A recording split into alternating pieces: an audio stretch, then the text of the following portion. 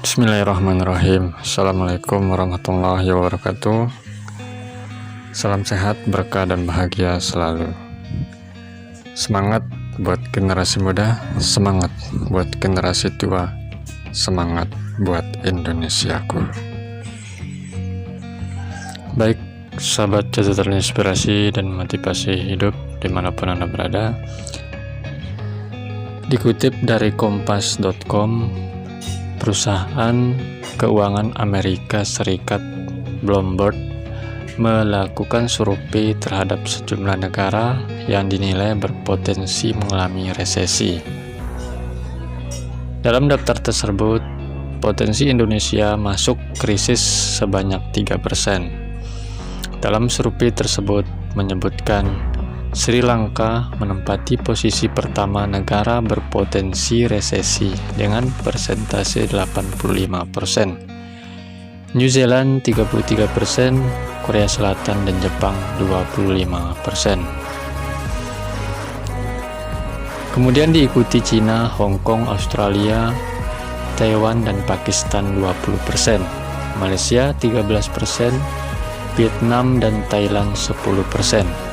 Filipina 8%, Indonesia 3%, dan India 0%. Apa itu resesi ekonomi? Resesi ekonomi atau biasa hanya disebut resesi adalah periode saat terjadi penurunan roda perekonomian yang ditandainya dengan melamahnya produk domestik bruto atau PDB selama dua kuartal berturut-turut. Kemudian resesi ekonomi adalah juga ditandai dengan kenaikan tingkat pengangguran, penurunan penjualan retail, dan terjadinya kontraksi di pendapatan manufaktur untuk periode waktu yang panjang.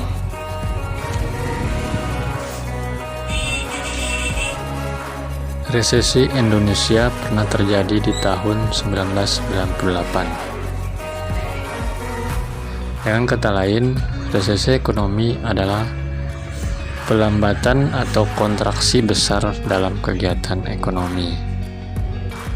Sementara itu, mengutip dari The Balance, resesi artinya penurunan signifikan dalam kegiatan ekonomi yang berlangsung dalam beberapa bulan, umumnya dalam 3 bulan lebih. Sejumlah indikator yang bisa digunakan suatu negara dalam keadaan arti resesi antara lain terjadi penurunan pada PDB, merosotnya pendapatan real, jumlah lapangan kerja, penjualan retail, dan terpuruknya industri manufaktur. Dampak resesi ekonomi.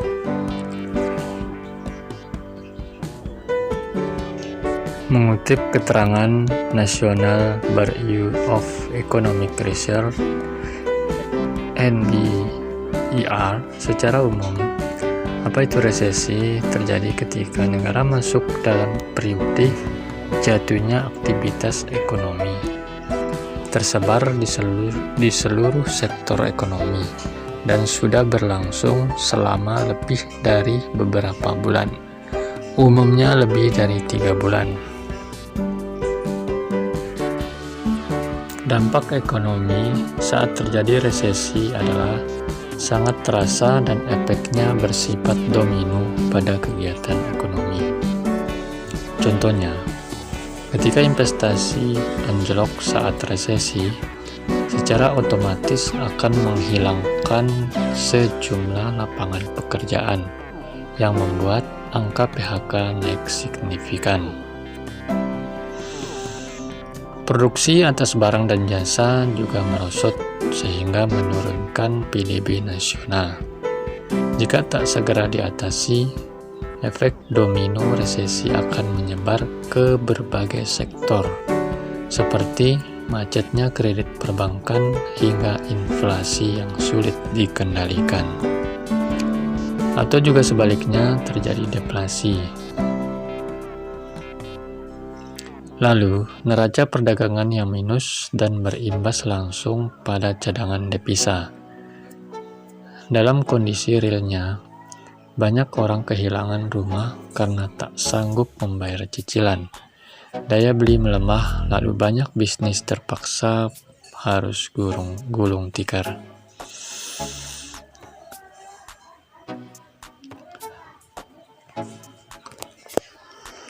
Bank Dunia memperingatkan resesi ekonomi global sudah di depan mata. Presiden Bank Dunia, David Malpass, bahkan menyatakan pesimis jika negara-negara di dunia bisa menghindari resesi ini. Dalam laporan Global Economic Prospect Juni 2002 atau GEP, Bank Dunia menyebutkan tekanan inflasi yang begitu tinggi di banyak negara tak sejalan dengan pertumbuhan ekonomi. Pernyataan Bank Dunia ini semakin menambahkan daftar orang-orang yang menyatakan potensi resesi. Wall Street dan bank sentral di seluruh dunia sebelumnya juga telah memperingatkan tentang penurunan ekonomi yang tajam di dunia. Namun banyak yang belum mengerti apa itu dampak resesi ini sebenarnya. Negara-negara maju seperti Amerika Serikat, Eropa, dan Jepang pun diprediksi ikut terseret ke dalam jurang resesi akibat inflasi yang terus meningkat. Dari Detik Finance, berdasarkan laporan dari Federal Reserve yang memprediksi pertumbuhan ekonomi Amerika Serikat pada kuartal 2 2021 menurun.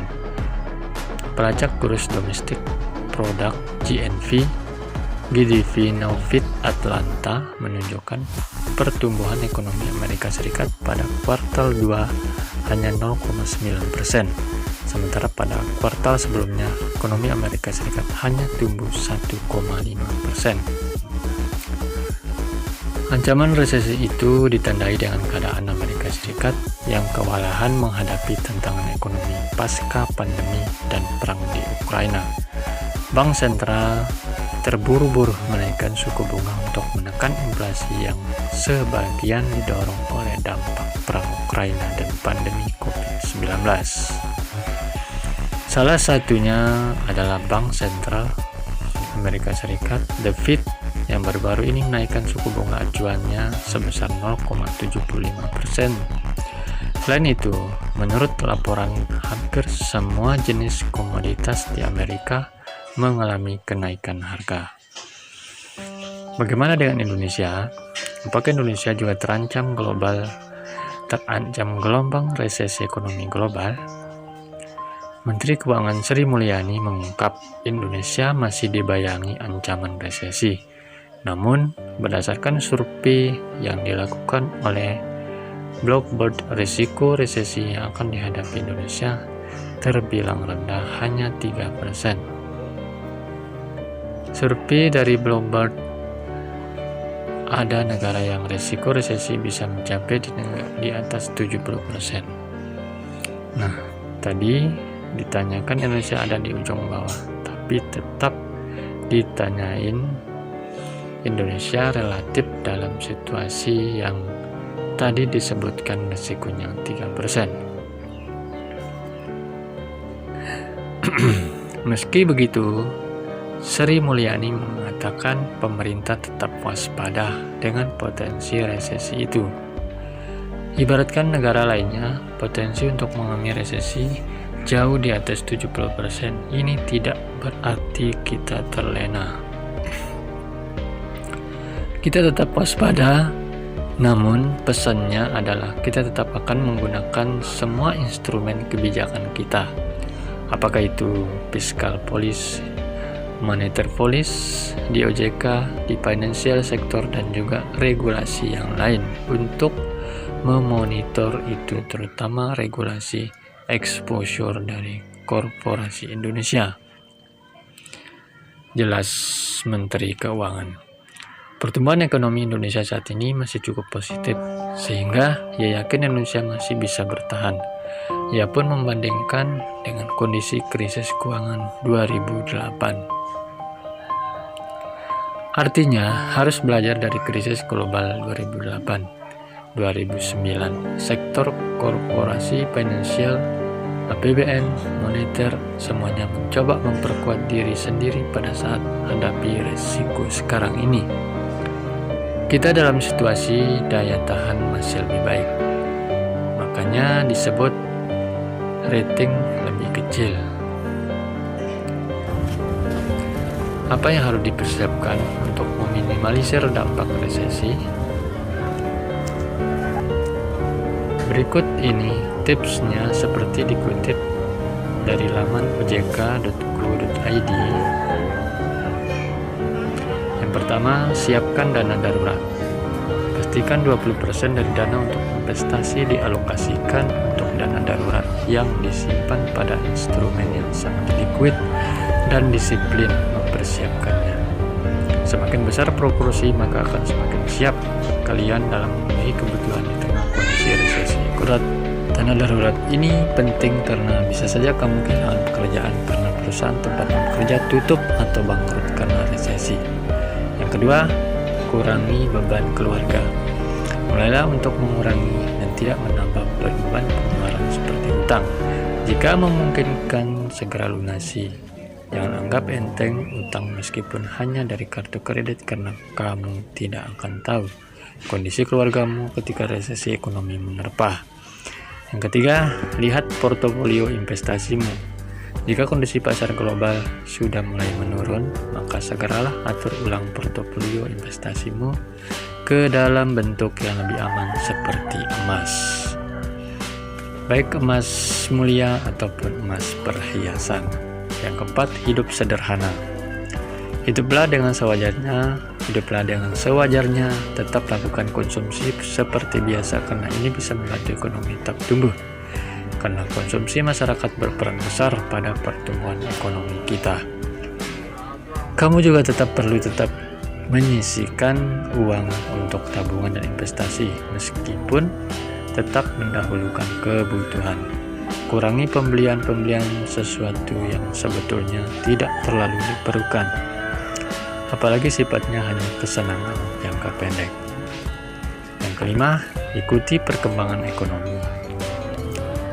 Cermati perkembangan kondisi ekonomi terbaru dan mulailah memanfaatkan peluang di sekitarmu yang dapat bernilai ekonomi. Jangan ragu untuk usaha kecil-kecilan jika dirasa kondisi keluargamu masih lemah. Tetap optimis. Resesi adalah bagian dari siklus bisnis atau ekonomi. Bagaimanapun, kita harus melewatinya dan melakukan recovery secepat mungkin. Baik, sahabat catatan inspirasi dan motivasi sekalian, itulah sedikit informasi atau bagian terpenting dari keadaan ekonomi kita saat ini. Kita perlu menyikapi dengan bijak kondisi keuangan kita, kondisi keluarga kita, sehingga kita dapat mempersiapkan sedini mungkin, dapat mempersiapkan lebih baik. Ingat pesan dari kami, hiduplah sederhana, hiduplah sewajarnya, penuhi kebutuhanmu, dan minimalisir keinginanmu yang tidak perlu atau tidak penting. Tetap semangat untuk generasi penerus bangsa dan Indonesia yang lebih baik.